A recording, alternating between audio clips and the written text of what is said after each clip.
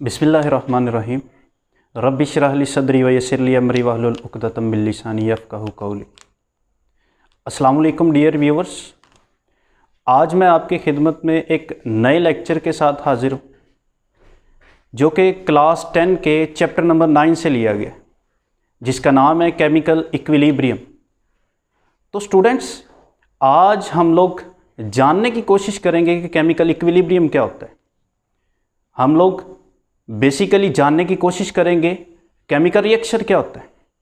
फिर उसके आगे फर्दर हम लोग जानने की कोशिश करेंगे कि केमिकल रिएक्शन के अंदर मुख्तलिफ जो सब्सटेंसेस या मिक्सचर के अज्जा होते हैं वो कौन से हैं। तो स्टूडेंट्स, आज हम लोग शुरू में केमिकल रिएक्शन को सबसे पहले डिफ़ाइन करेंगे। तो मेरे साथ आप लोग कोशिश कीजिएगा, मेरी बातों को तवज्जो से सुने, गौर से सुने। तो सबसे पहले हम लोग चलेंगे अपने केमिकल रिएक्शन की तरफ। Dear students, chemical reaction a process in which substances undergo change in chemical composition. Dear students, क्या आपने कभी देखा कि हमारी डेली लाइफ के अंदर, डेली रूटीन के अंदर भी कई केमिकल रिएक्शंस हो रहे होते हैं। मसलन जब हम लोग किसी मेटल को देखते हैं कि वो जंग आलूद हो रही है, this is also a chemical reaction, chemical change. इसके अलावा जब हम लोग देखते हैं जी burning of wood, this is also a chemical change, chemical reaction, chemical process. इसके अलावा जब हम लोग घरों में खाने को कुक करते हैं, खाने को पकाते हैं, this is also a chemical change. तो अब एक और बात याद रखिएगा, तो केमिकल रिएक्शन बेसिकली दो चीजें उसमें इन्वॉल्व होती हैं केमिकल रिएक्शन में। Number 1 is reactants, number 2 products. जैसे मैं अगर आपसे कहूं कि आपने खाना कुक करना है, तो उसके लिए जो इंग्रेडिएंट्स जो चाहिए दैट इज रिएक्टेंट्स। आपने कोई चीज कुक करनी है, उसके लिए जो आपको मटेरियल चाहिए, इंग्रेडिएंट चाहिए, दे आर रिएक्टेंट। और उन इंग्रेडिएंट से एक केमिकल चेंज आएगा। जब आप उसको खाने को कुक करेंगे, मटेरियल को कुक करेंगे, तो आपके पास जो खाना बनेगा दैट इज प्रोडक्ट। इसके अलावा जब हम लोग आम गांव के देहात के रहने वाले, जब हम लोग रो वगैरह पीते हैं, तो जो शुगर केन, वो बेसिकली आप उसको कंसीडर करें कि वो हमारे पास रिएक्टेंट है। लेकिन उससे जब हम लोग उसका रस निकालते हैं, जूस निकालते हैं, दैट इज अ प्रोडक्ट। तो स्टूडेंट्स, एक केमिकल रिएक्शन बेसिकली दो चीजों पर डिपेंडेंट होता है, दो चीजों पर कंसिस्ट करता है। Number 1 is reactant, number 2 is product. आए इनको वन बाय वन डिस्कस करते हैं, what are reactants and what are products. तो एक केमिकल रिएक्शन की मदद से जरा देखिएगा, मैं आपसे कहता हूं कि मेरे पास लेट से कोई रिएक्टेंट ए है, वो रिएक्ट करता है रिएक्टेंट बी के साथ। इनके केमिकल चेंज से, केमिकल रिएक्शन के बाद एक नई चीज बनती है। लेट से मैं कहता हूं वो C+D बन गया। तो स्टूडेंट, वो सब्सटेंसेस जो किसी केमिकल रिएक्शन को स्टार्ट करवाते हैं, दे आर रिएक्टेंट्स। वो सब्सटेंसेस जो आपस में रिएक्ट करते हैं, उन्हें रिएक्टेंट्स कहते हैं। दो substances which react with each other during a chemical reaction, they are known as reactants. Second one is products. तो याद रखना, रिएक्टेंट्स के आपस में रिएक्शन के नतीजे में when reactants reacts with each other, they form a product. तो product are those substances which are formed after the reaction of reacting mixture. जब रिएक्टेंट आपस में रिएक्ट करेंगे तो उनके नतीजे में जो चीज बनेगी उसे हम लोग कहेंगे प्रोडक्ट। तो एक और मिसाल है।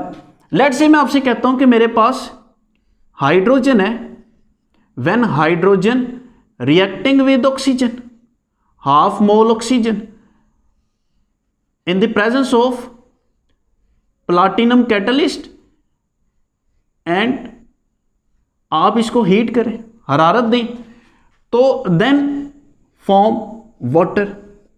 तो स्टूडेंट्स, ये जो मेरे पास चीज है जो मैंने लेफ्ट साइड पर लिखी है, इनको हम लोग रिएक्टेंट्स कहते हैं। reactants, those substances which react with each other during chemical reaction, and जो आपकी राइट साइड पर लिखी हुई है इसे हम लोग प्रोडक्ट कहते हैं। दो substances which are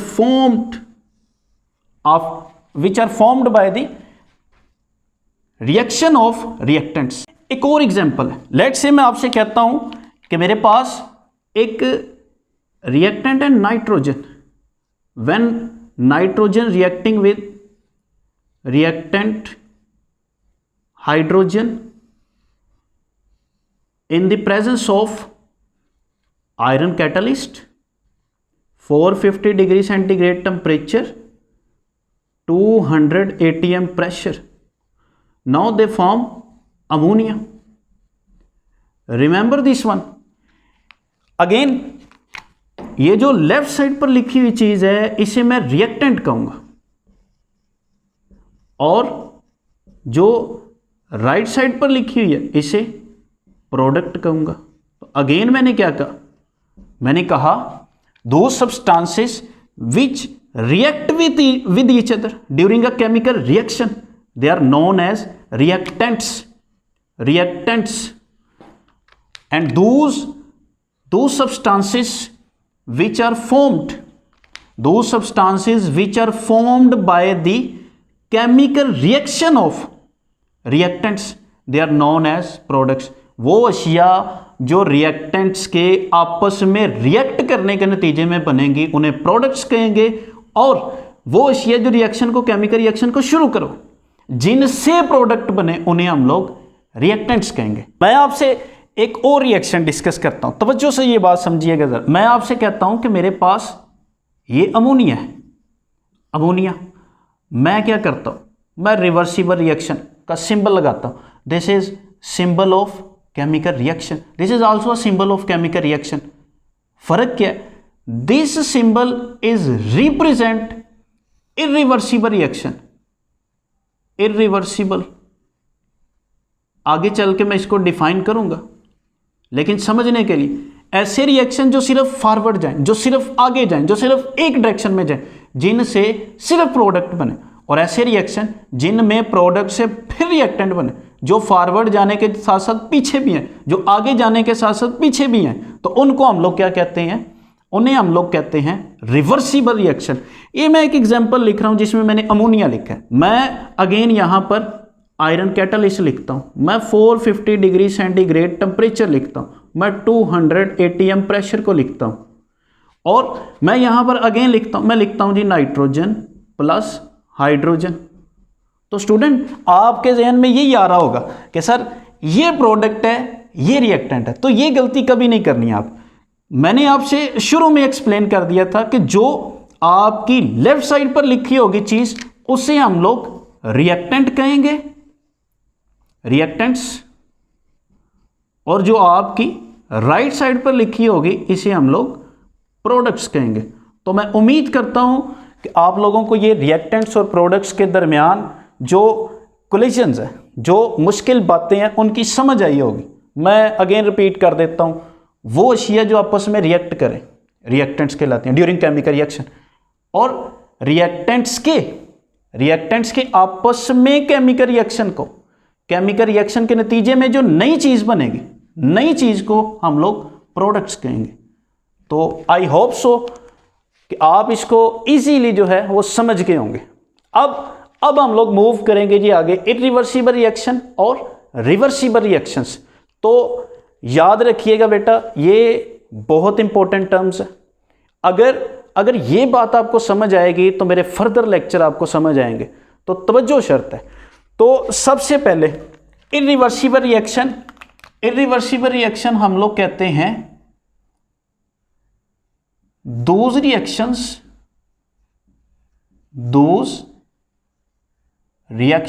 RXN stand for reactions, those reactions which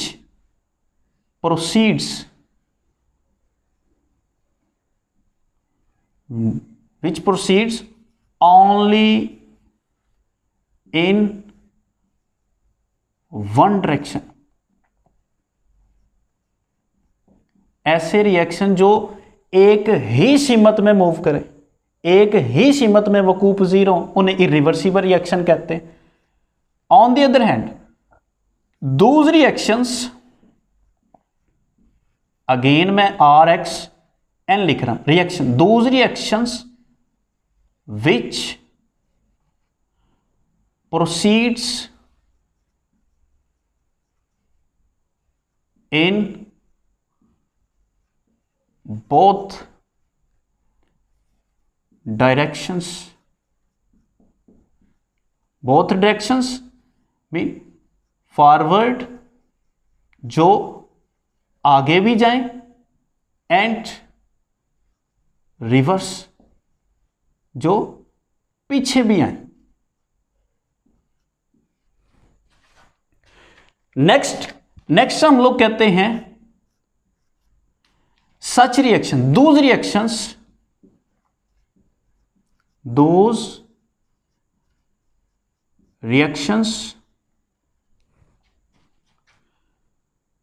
in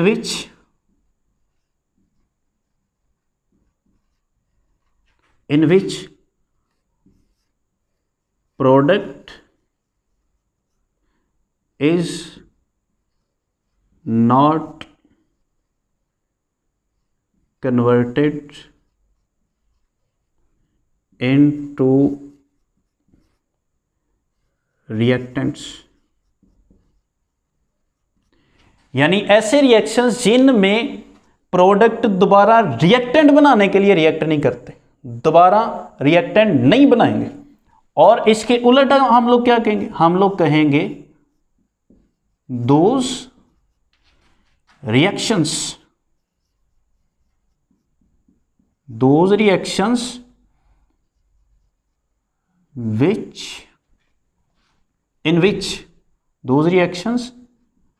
in which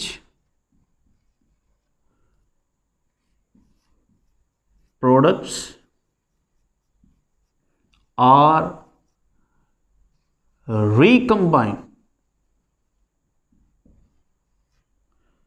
to form reactants। Important point, हम लोग कहते हैं जो इरिवर्सिबल रिएक्शन होता है ये कंप्लीट होता है, completed. On the other hand reversible reaction is incomplete, ये पाया तकमील तक नहीं पहुंचता। वजह क्या है? वजह बड़ी सिंपल है। अगर मैं आपसे कहूं कि मेरे पास ये हाइड्रोजन है, हाइड्रोजन रिएक्ट कर रहा है with oxygen, half mole oxygen, तो आप क्या करें, आप इसको इलेक्ट्रिक स्पार्क दें, इलेक्ट्रिक स्पार्क। तो इलेक्ट्रिक स्पार्क के नतीजे में यहां से बनेगा वाटर, ये मेरा रिएक्टेंट,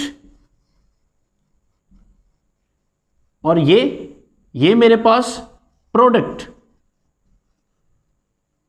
अब एक और बात याद रखिएगा, हम लोग बेसिकली कहते ये हैं कि अगर प्रोडक्ट गिवन कंडीशन पर ही रिएक्टेंट के अंदर तब्दील होगा, गिवन कंडीशन क्या है, इलेक्ट्रिक स्पार्क, तो गिवन कंडीशंस के ऊपर ही, गिवन कंडीशन कौन सी, वो गिवन कंडीशन जिन पर रिएक्टेंट प्रोडक्ट में तब्दील होगा, उन्हीं के गिवन कंडीशंस के ऊपर अगर प्रोडक्ट रिएक्टेंट के अंदर तब्दील हो तो देन हम लोग कहते हैं रिवर्सिबल रिएक्शन। लेकिन इलेक्ट्रिक स्पार्क जब हम लोग सप्लाई करते हैं हाइड्रोजन और ऑक्सीजन को, यहां से वाटर बन जाता है, लेकिन at same conditions, given condition के ऊपर वाटर जो है दोबारा से रिएक्टेंट्स में तब्दील नहीं होता। अगर आप इसको रिएक्टेंट्स में तब्दील करना चाहते हो तो आप इसको 1500 डिग्री सेंटीग्रेड टेम्परेचर दें, तो देन प्रोडक्ट कन्वर्ट होगा रिएक्टेंट्स के अंदर। तो at given conditions product is not converted into reactants, तो दैट्स वाई हम लोग कहते हैं ये रिएक्शन जो है इरिवर्सिबल रिएक्शन है। ऑन द अदर हैंड अगर मैं आपसे कहूं कि ये नाइट्रोजन है, नाइट्रोजन रिएक्टिंग विद हाइड्रोजन, और हाइड्रोजन की कंडीशंस क्या है, iron catalyst, 450 degree centigrade temperature और 200 atm प्रेशर, यहां से अमोनिया बनेगा।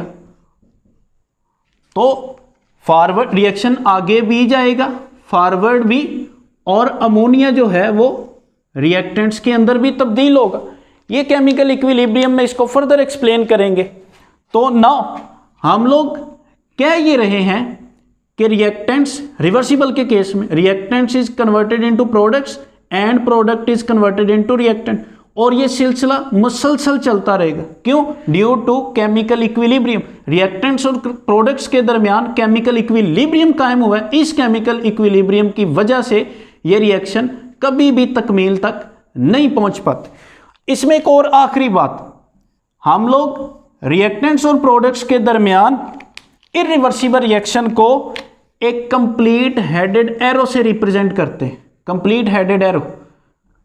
While on the other hand reversible reaction को हम लोग 2 हाफ हेडेड एरो की मदद से रिप्रेजेंट करते हैं रिएक्टेंट्स और प्रोडक्ट्स के दरमियान।